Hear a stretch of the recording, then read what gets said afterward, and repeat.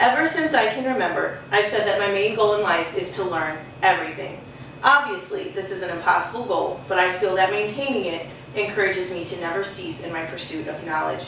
My nerditude manifests in many ways. 3 of the most obvious are my love of books, my Google Foo, and my periodic binge learning on specific topics.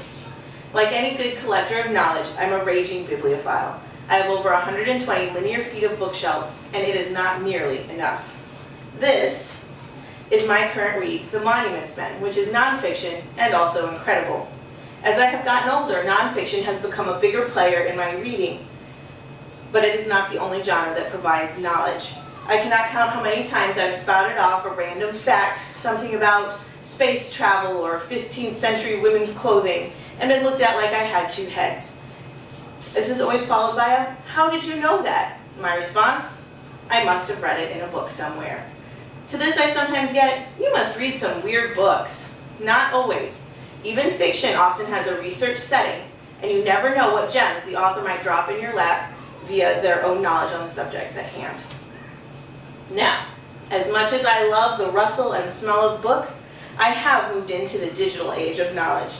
This was my Christmas present, the Google Nexus. I have kind of a reputation among my friends as the Google Queen.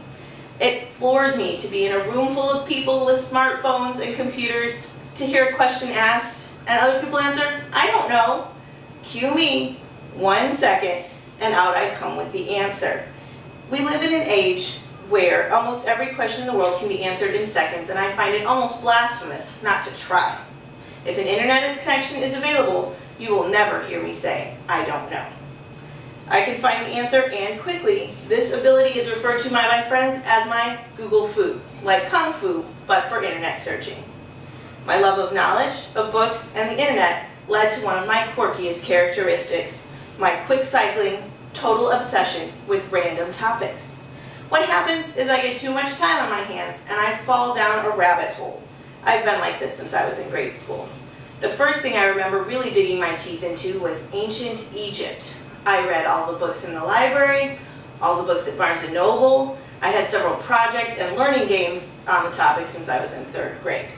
Then it moved to the Holocaust, which started with the Diary of Anne Frank and ended with everything else.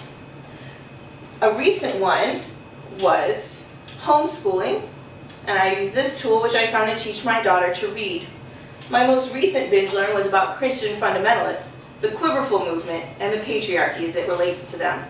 I read everything from true and fictitious accounts of fundamentalist Latter-day Saints to blogs by those who have escaped the particular brand of fundamentalism the Duggars subscribe to. And then, as quickly as it came on, it was over.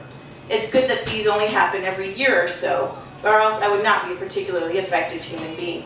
I've often said I wish I could find a job where I'm just paid to research things, anything. Anything is interesting if you just look hard enough. Ralph Stockman once said, "The larger the island of knowledge, the longer the shoreline of wonder. The more we know, the more we wish to know." This is a driving principle in my life.